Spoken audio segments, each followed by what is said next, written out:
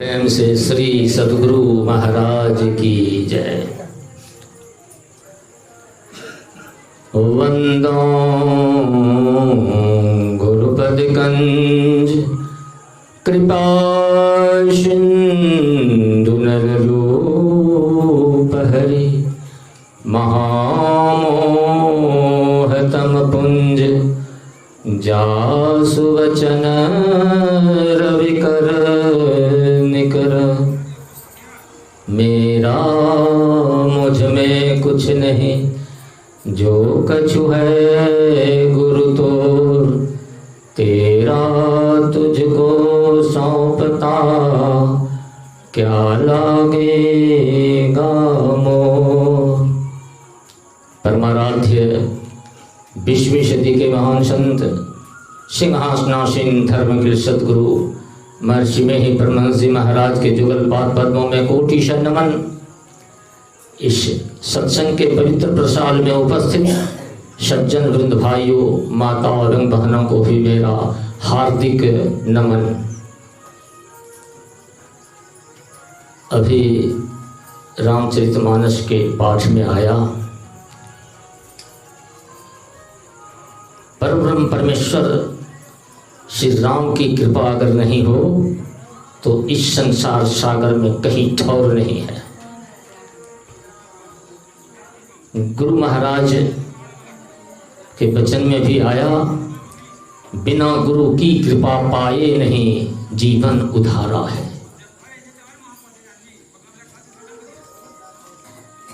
पाठ का क्रम अभी यहीं तक छोड़ते हैं।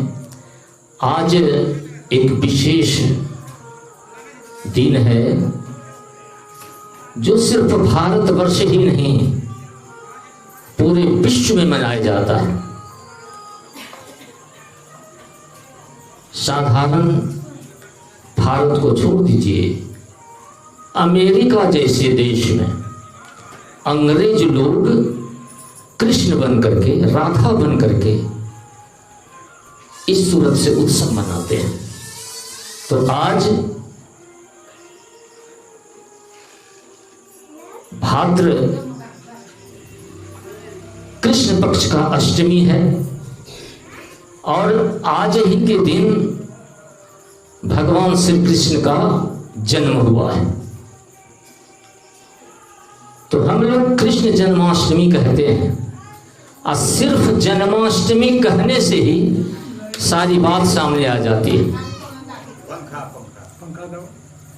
श्री कृष्ण जन्माष्टमी को जन्माष्टमी भी कहने से हो जाता है।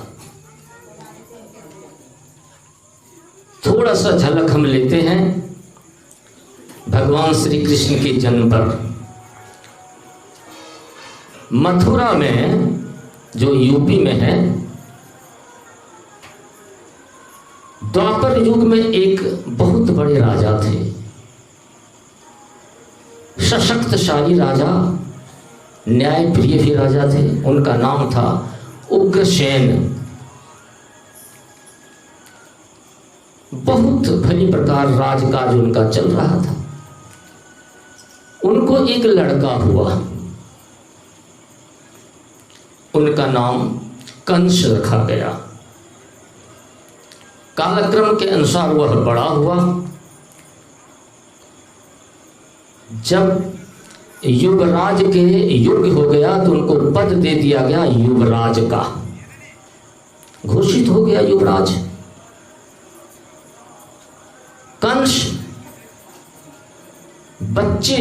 बचपन से ही वह बड़ा निर्दयी, क्रूर और बड़ा घातकी व्यक्ति था। उनको न्याय पसंद नहीं। पिता की हर बात पर वह एक अलग उनकी दृष्टि रहती थी। युवराज जब से घोषित किया गया, उन्होंने प्रधानमंत्री को, प्रधान सेनापति को और सेनाओं में फूट डाल दिया और सबों को अपनी ओर कर लिया। एक दिन क्या हुआ, अपने ही पिता उग्रसेन को कैद कर लिया। पिता की समझ में बात नहीं आई कि आखिर ये क्या हो रहा है। आज समझ में कैसे आती, पुत्र है, पिता है, राजा है, सारी चीज तरीके से चल रही है। कैद कर लिया गया और जहाँ कैदी रहता था वहाँ पर उनको ठेल दिया गया। ठेलना शब्द इसलिए, कैदी से भी बदतर हालत में इनको रखा जाने लगा। ये देखिए, अब थोड़ा सा हम उग्रसेन से थोड़ा बाहर आते हैं। इनको एक बहन थी,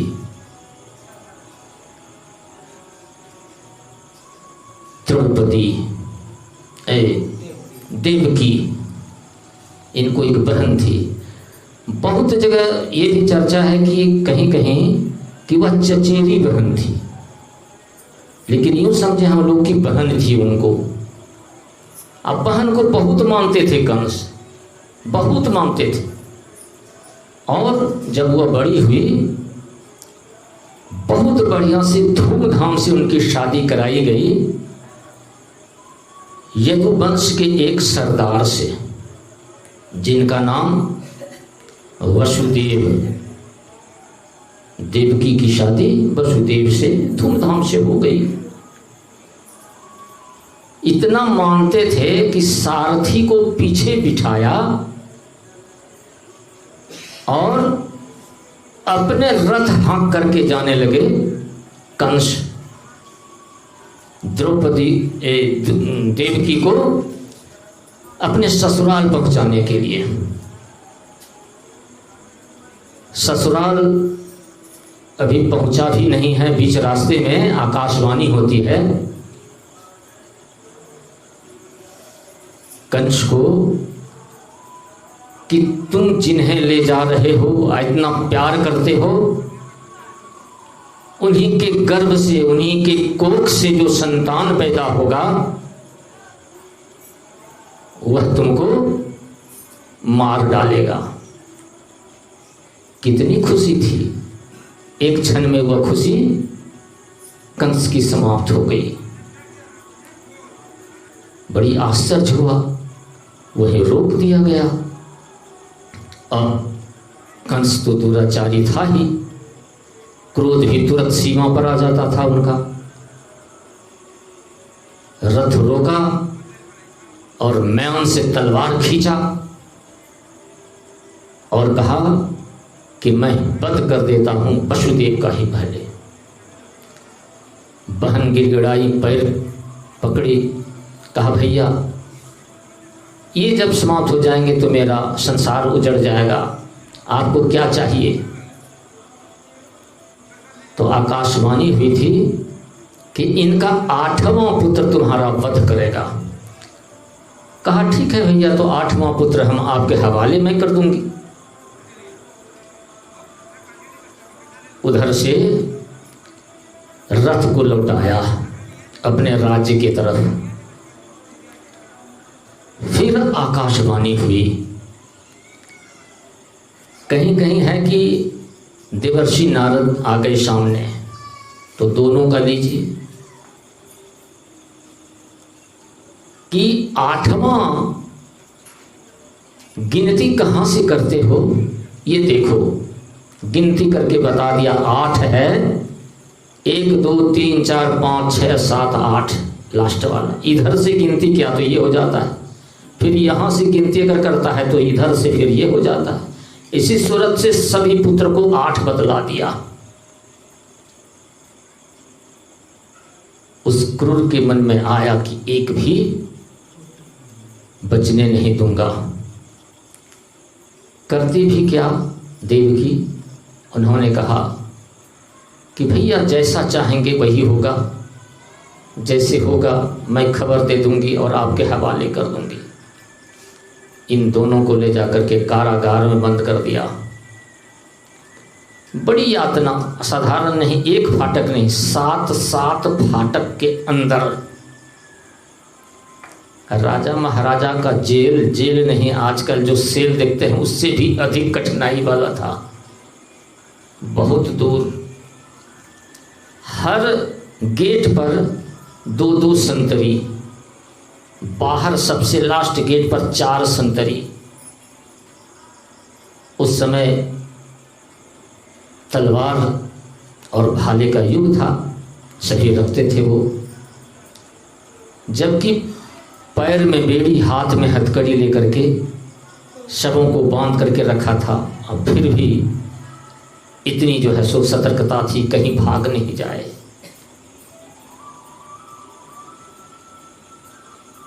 पहला जन्म लिया पुत्र, खबर हो गई, गए संतरी कहने के लिए, किसी तरह की बात है, दौड़े आए कंस। और स्वाभाविक है, माँ का ममता तो वर्णन करने योग्य नहीं है। कहीं कोई वर्णन नहीं कर पाता है कि माँ में कितनी ममता रहती है। माँ भी खुद नहीं समझ पाती है कि मुझ में कितनी ममता है, कितना हम उड़ेल रहे हैं ममता को। कंस आया और बेड़ी तो लगी हुई इन लोगों की, आगे में लेटा हुआ पुत्र है। वह जैसे ही झपकता है वह उठ जाती है और पुत्र को सीने से लगा लेती है और विनती करती है कि भैया छोड़ दीजिए। लेकिन वह दैत्य तो छोड़ने वाला था नहीं। वह तो यह देख रहा है कि हर पुत्र में मेरा मौत ही है, अपने मौत को मैं कैसे समाप्त करूं। उसको खींचा, उठाया और बाहर में एक बहुत बड़ा शिला था, उस पर पटक देता था। ये क्रम जैसे जैसे माँ देवकी गर्भवती होती थी, पता चल जाता था कि गर्भवती है। राजा का तो जासूस, राजा का संतरी है, राजा का सब कुछ है वहाँ। फिर पुत्र हुआ। इसी क्रम से ये सभी पुत्रों को मार डाला। एक अंतिम आई, जैसे जिसमें कि हम लोग, आप लोग जन्माष्टमी मनाते हैं, इसी के बारे में अब है। गर्भवती हुई, समय जब पूरा होने लगा तो भगवान विष्णु अपने कमल, चक्र और गदा लेकर के हाजिर, सारी बात उनको समझा देते हैं कि मैं ही बालक के रूप में आ रहा हूँ। ये कथा बहुत है कि ये दोनों बहुत दिन तक तपस्या किए थे और वरदान भी मिला था इनको कि पुत्र रूप में मैं आऊँगा। कहा आपके जैसा पुत्र, तो भगवान है, भगवान के जैसा तो कहीं नहीं है, उनको तो आना ही है कि तब तो मुझे ही आना है। वो सारी बात समझा दिए कि यहाँ से ये जमुना नदी है, उस पार में गोकुल है, ये मथुरा वो गोकुल है, अभी भी उसी सूरत से है मथुरा गोकुल, यूपी में। उस पार वहाँ जसोदा और नंद,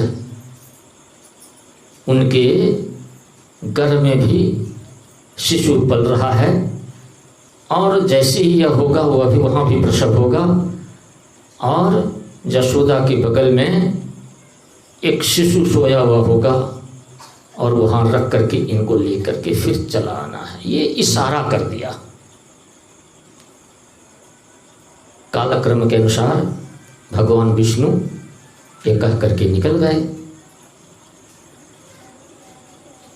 ये मैं बतलाऊं कि भगवान विष्णु का ये 8वां अवतार, भगवान श्री कृष्ण 8वां अवतार।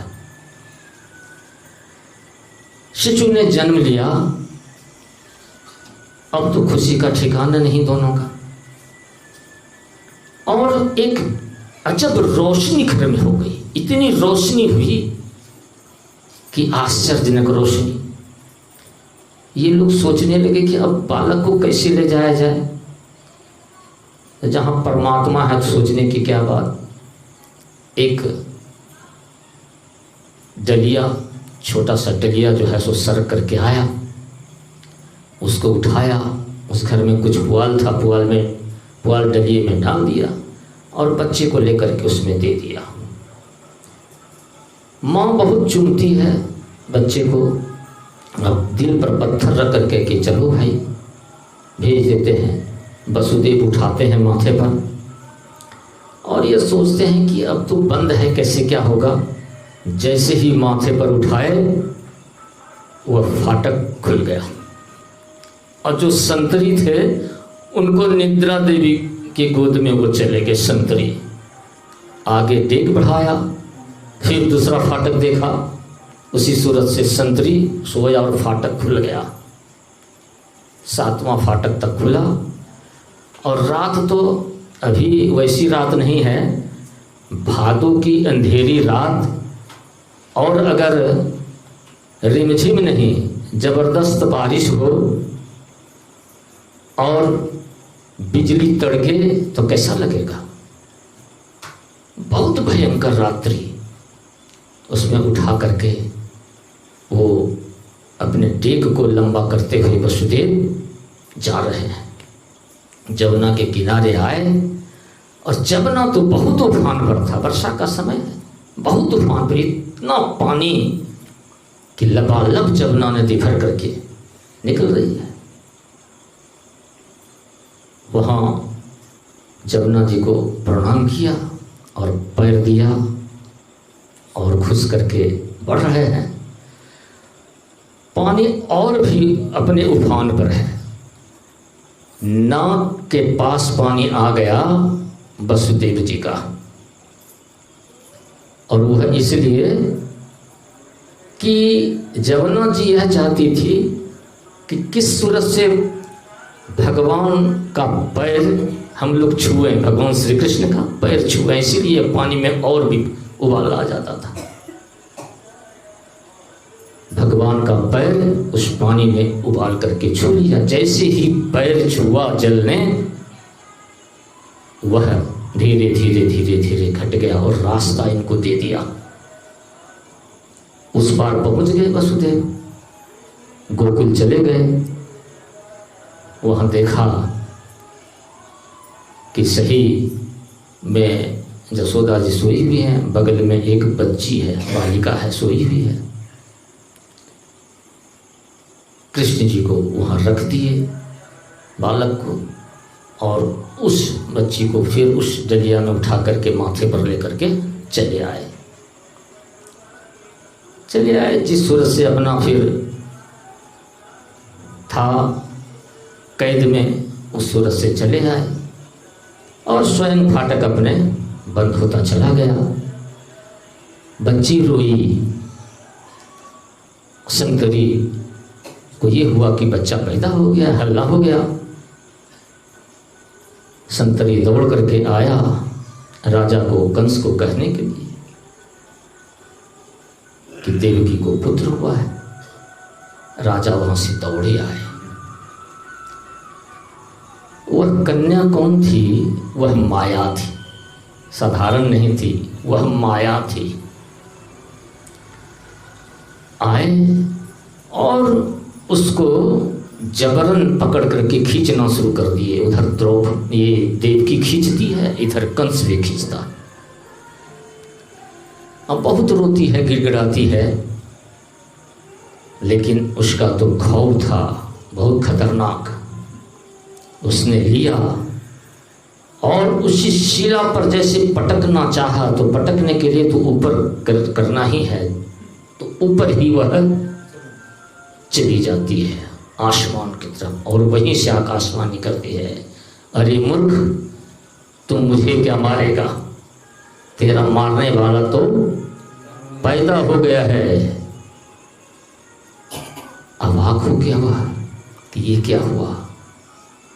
इस आकाशवाणी से कंस हिल गया और उसको लगा कि अब क्या होगा, लेकिन कंस था बड़ी जिद्दी। वह इतने में बस होने वाला नहीं। इधर यह नहीं कि 8वां पुत्र भी जन्म लेकर कैसा हो गया तो दोनों को हम छोड़ दें, ऐसा नहीं, वो भी वही है कारागार में। अब कंस यह सोचने लगा कि किस सूरत से हम उस बालक को नष्ट करें, कैसे समाप्त करें। उनके पास बहुत राक्षस और राक्षसनी, बहुत मायावी, बहुत तरह का अस्त्र उनके पास था। बहुत तरह से गया। एक राक्षसनी थी, नाम उसका पुतना था। राक्षसनी ने बीड़ा उठाया, कहा कि ये कोई बड़ी बात नहीं है मेरे लिए, मैं तो उनको तुरंत जो है मैं लेकर के वहाँ से भागूंगी और वह नष्ट कर दूंगी। मैं ये गई वहाँ और अपना वेश बदल लिया। राक्षस ने अपना वेश बदल लिया, साधारण एक नारी का रूप लेकर के, बढ़िया नारी का रूप लेकर के गई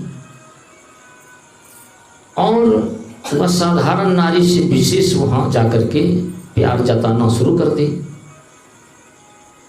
कि यहाँ एक शिशु पैदा हुआ है और उसे मैं गोद लूँगी, दूध पिलाऊंगी, इसी सूरत से। तो वहाँ पर भी सभी तो इतने सामान्य व्यक्ति वो लोग थे, इतने हृदय वाले थे कि उन लोगों ने कुछ सोचा नहीं कि कहीं अनहोनी भी हो सकती है। उस पुतना ने लिया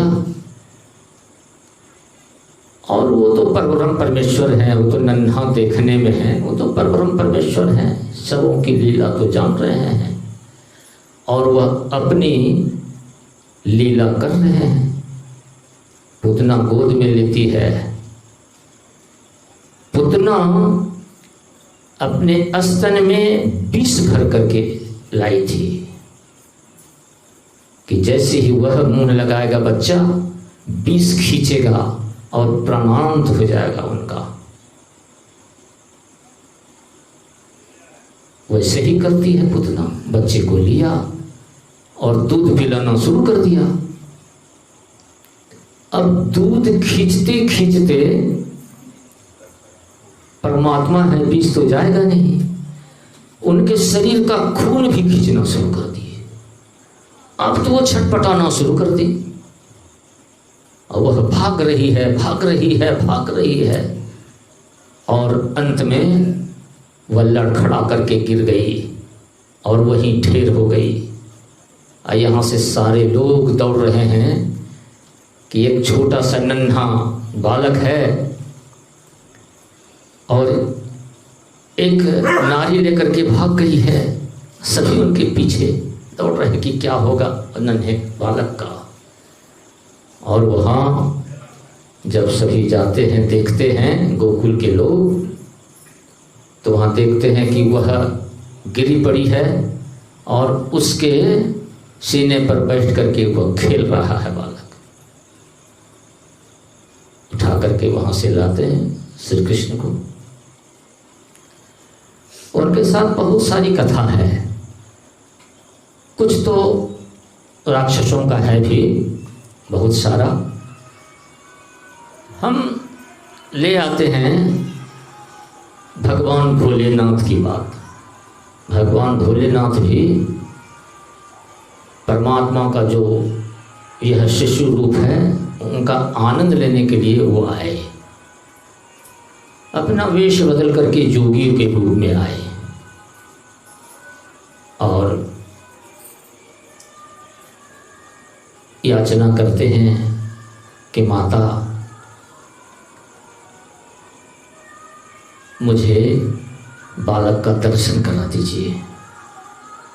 इसके पहले बहुत भुगत चुकी थी माता सब कि बहुत वेश बदल बदल करके आए और हमारे कान्हा को, कान्हा कहते थे भगवान श्री कृष्ण को, वहाँ हमारे कान्हा पर प्रलय ला देता है, ये लोग बालक को नहीं देना है। बहुत विनती किया, ये लोग सोचा जोगी है, कुछ है तो दे देते हैं, चला जाएगा, लेकिन उनका था कि नहीं, मैं मुलाकात करूँगा। और भगवान श्री कृष्ण पलने पर हैं, वो तो सारी बात जान रहे हैं दोनों आपस में बातचीत कर रहे हैं, लोगों को पता नहीं है भगवान भोलेनाथ और वहाँ श्री कृष्ण बातचीत कर रहे हैं। हाथ पांव वो छीट रहे हैं, लोग यही देख रहा कि हाथ पांव बच्चा छीट रहा है, लेकिन उनकी नज़र इनकी नज़र मिल रही है, बातें हो रही है। यहीं से ये प्रणाम कर रहे हैं, आनंद भी भोलेनाथ ले रहे हैं। लेकिन इनका है कि इतने से तो नहीं चल रहा है काम। इनको है कि कैसे मैं गोद में लूं, सीने से लगाऊं, तभी मन भरेगा। यह रूप, यह लावण्य कहाँ देखने को मिलेगा। बहुत जिद करती है, टस से मस नहीं होती है जसोदा, और उधर नंद व कृष्ण नहीं। एक उसी गांव की एक बूढ़ी माता आती है। जैसी ही आती है वह महात्मा संत वेश में, साधु वेश में जो थे भगवान भोलेनाथ शंकर भगवान, उनको वो दर्श प्रणाम करती है। वो तो जानती थी, यह समझिए कैसी साध्वी होगी, भोलेनाथ को जानती थी, प्रणाम किया। भोलेनाथ इशारे से उनसे कहने की कृपा करते हैं कि किसी सूरत से हमारे गोद में वो दिलवा दो। ये वहाँ जाती हैं और कहती हैं कि बच्चा नन्हा बच्चा है, वो ऐसे योगी हैं, जड़ी बूटी ऐसा देंगे कि कहीं नज़र गुजर नहीं लगेगा, कहीं जो राक्षस वगैरह सब जो देखते हो वह जो है कोई परेशान नहीं करेगा। ऐसे जोगी हैं, ऐसे जोगी बार बार आते नहीं हैं। ये माता जाकर के वहाँ बड़प्पन करती है, लेकिन वहाँ मानने वाली वो लोग नहीं। कहा कि नहीं, बहुत देख लिया इन लोगों का, ये लोग हर क्षण परेशान करने के चक्कर में है। अब देखिए वहाँ भी उछाल मार रहे हैं, वहाँ पलंग पर, ये पालने पर। अंत में वो मान गए और दोनों में नज़दीकी बढ़ी और बातचीत भी हुई। ये देखिए परमात्मा किस रूप से आते हैं और नन्हे बालक का आनंद लेने के लिए। एक सिर्फ भगवान भोलेनाथ की नहीं, शंकर की नहीं, बहुत सारे देवी देवता इस आनंद को ले रहे थे। उस शैशव रूप का आनंद बहुत ले रहे थे। एक नहीं, अनेकों देवियां भी आकर के उस रूप में अपने को गोकुल की नारी के का रूप बना करके वह जो है आनंद ले रही है। वह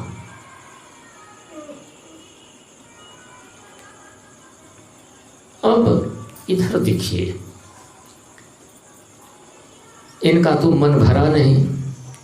कंस का ये हरदम सोच रहे थे किस सूरत से मैं उनको समाप्त करूं, उनका वध करूं। इनकी चाल वो चलने नहीं देते थे, जितना भी भेजते थे वहां से परास्त होकर के, यानी मार करके वो भेज देते थे। तो एक बार मथुरा में बहुत बड़ा मेला लगाया गया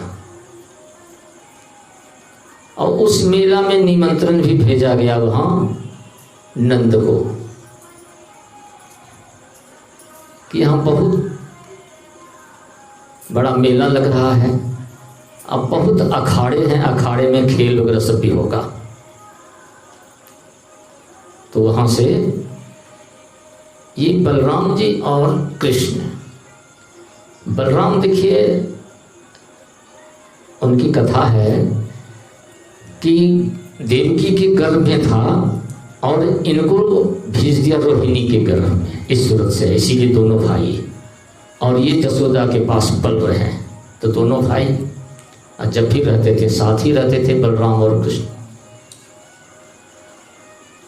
तो